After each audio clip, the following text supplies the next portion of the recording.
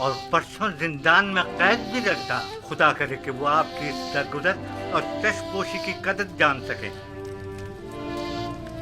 یہ زنان مصر کا اپنے ہاتھوں کو کاٹ ڈالنے کا ماجرا کیا ہے؟ کون سی خواتین؟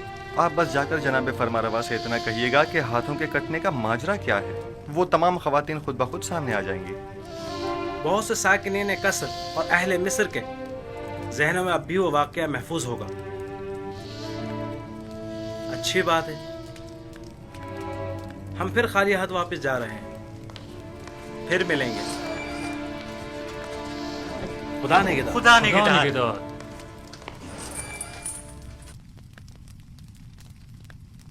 اے کاش اب ان کے ساتھ چلے جاتے اور تمام حقائق آمون ہوتب کے گوش گزار کر کے زلیخا سے انتقام لے لیتے.